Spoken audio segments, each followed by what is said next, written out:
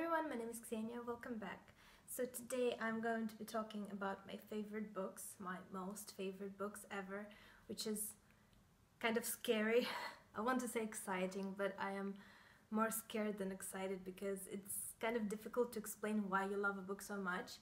It's way easier to say why you didn't like a book. So yeah, I wasn't planning to do this kind of video, but there is a Booktube Top Tens Tag created by Jason from Old Blues Chapter and Verse, and I thought I would participate because it sounds like a lot of fun.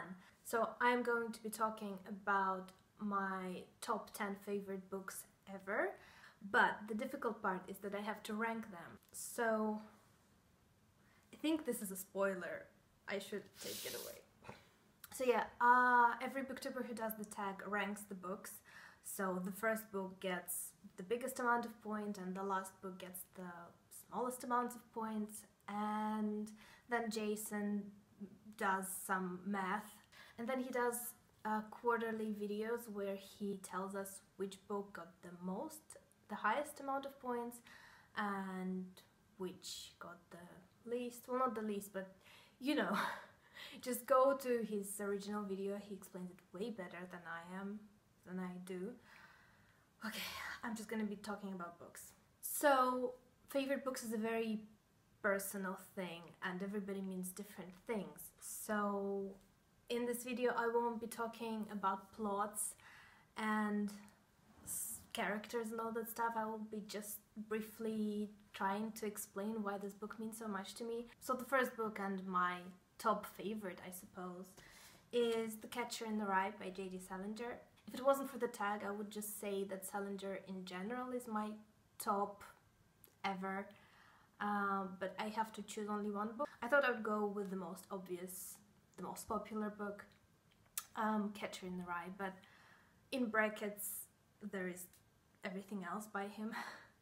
So I read this book first when I was 14 and I could 100% relate to whatever Holden Caulfield was going through, and I had a huge crush on him, the biggest crush ever. Yeah, he's just been my friend for all these years, and when I was 16 I was a completely different person. I had different experiences, different background, different culture, different everything from Holden Caulfield, but I feel like the insides of my brain, my soul, my everything, it was very similar to his, and that's why I could really relate to what he was talking about.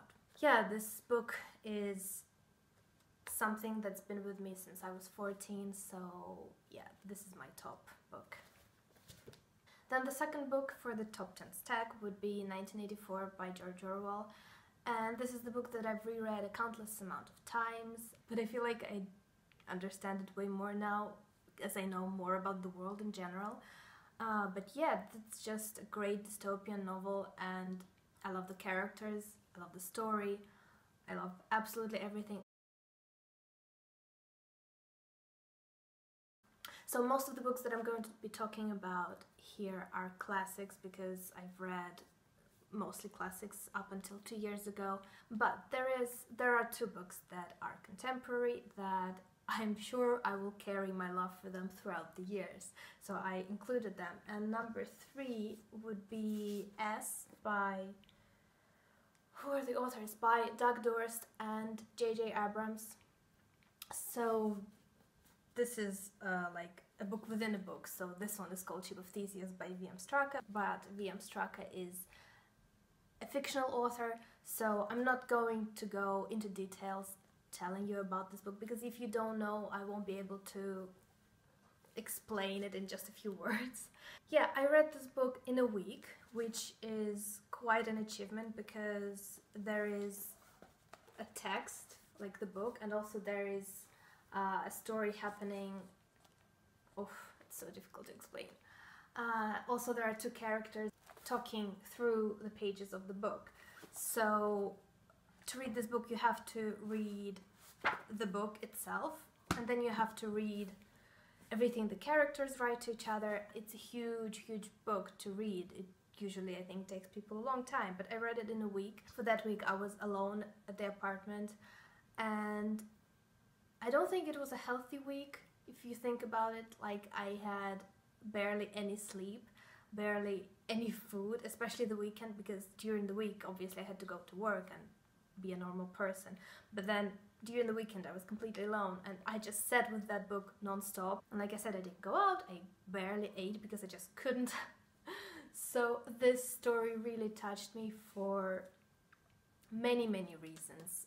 I think the biggest reason is because when there is a book of two characters writing to each other, either texting or just writing, like here they actually write, it's just, I don't know, it does something to me. I love this kind of storytelling, and especially because here they have letters that they write to each other, and it's just handwritten letters inside this book that they write to each other. And oh, I cannot. The story between the characters is great, and then I love the story between the writer of the book, this V.M. Straka, and his translator, which was kind of side story, I guess, and it was incredible. And then there's this whole conspiracy theory plot that I love. Conspiracy theories.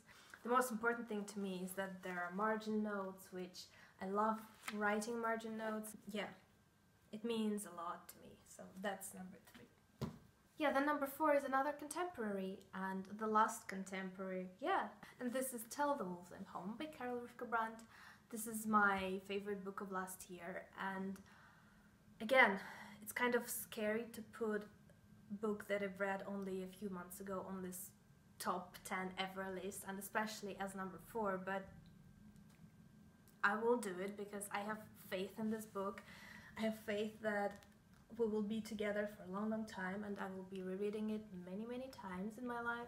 The story itself is very touching and heartfelt and just lovely, and it's full of symbols and metaphors, and I love it in books. And I don't know what else I can tell about this book because I have a review, so I will link it if you're interested. I don't know, it's so dear to my heart. I'm scared to recommend it, but also I recommend it to anyone if you are interested. And just, okay, I love this book. So book number 5 is East of Eden by John Steinbeck, and obviously Steinbeck is the author that I love very much because my channel's name is an allusion to his novel. Why do I love it though? First of all, I really love big books, and I cannot lie. It's just, there's something great about being in the book for so long. Steinbeck in general, for me, feels like a very honest writer, and there's always some amount of bittersweet in his novels. Whenever I finish any of his novels, I always have this feeling that I just want to hug the book. I don't know, it's just something about his books, and I think this is my favorite of his books, but I haven't read all of them obviously, so there's still more. For number 6, I have Poetry Collection, or just Poems by Emily Dickinson. I really like Emily Dickinson as a person. It's not like I know her as a person, but from what I've read about her and from her poems, she feels like a person I can connect with. I don't know, maybe it sounds weird because she has lived long ago, and she was very reclusive and very lonely and quite somber person, but I don't know, I feel like I can relate to that. I love that she wrote her poems on envelopes. I love that she had herbarium, that she loved plants and flowers and loved them as much as writing poems. And I love that she used so many dashes, because I love dashes way too much.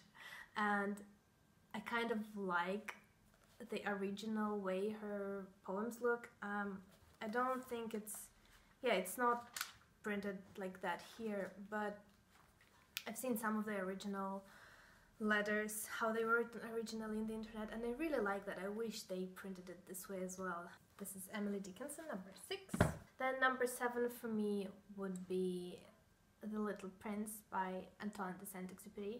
If that wasn't a tag where I need to rank a specific novel, I would have just said Exupéry as an author because I love everything he has written. But here I need to pick one book, so I'm going to pick The Little Prince, but again in brackets you have everything else he has ever written. But yeah, The Little Prince is just, I don't know if I should even explain it. It's such a wonderful, small, little novel, but with so much inside. It's extremely profound, it's extremely epic, something so universal that everyone can read, everyone can understand, and I've reread it quite a lot throughout the years because each time you reread it you understand a bit more and a bit more. And yeah, it's absolutely beautiful book, and yes. Then for number 8 I have Magus by John Fowles. So this is a huge book and it's very thick and takes so long to read, but also it's so thick with plot and all the metaphors, all the allusions, all the stuff that is happening. And I have very distinct memory of reading it. I think I was in my 4th year of university, and I don't know, I remember that period of my life quite well as I read it. I also wrote my end of the university dissertation.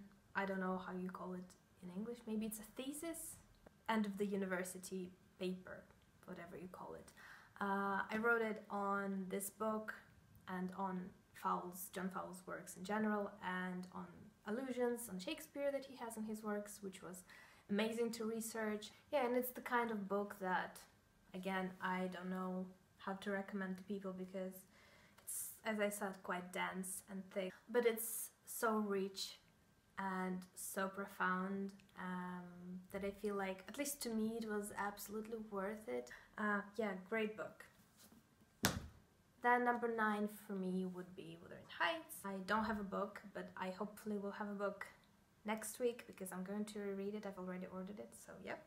But today I don't have a book, so I only have a cup. And Wuthering Heights is the book that I've read quite a while ago, so I'm very curious to reread it, but I'm putting it as number 9 on my list, and I hope that doesn't change when I reread, because that would be embarrassing. But yeah, I have a feeling that I would enjoy it just as much as I did. It's just a very gloomy story about 2 very passionate people who destroy themselves and each other and everything else. And this sounds horrible, but it's something I really enjoy in books, not in real life. Yeah, I love this book and I hope I will love it just as much. And finally, number 10, we have 100 Years of Solitude by Gabriel Garcia Marquez. And this is a copy in Russian, but I really wanted to show it because it has an amazing cover. I really like it.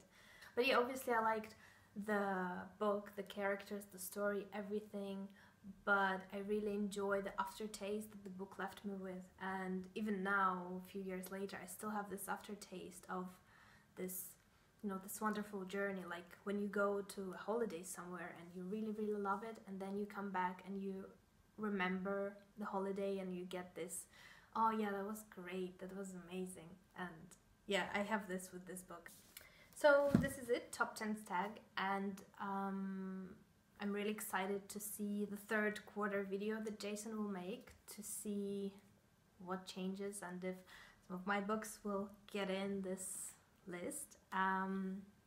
Yeah, and I'm not gonna be tagging anyone specifically, but if you are a booktuber and you're interested, I would definitely encourage you to do it because it's fun and it's interesting, and it's a bit difficult to rank your favorite books, but it's for a great cause, so yeah. So I'm always happy to talk in the comments as usual about the books or whatever you want to talk about, and I'll see you next time. Bye!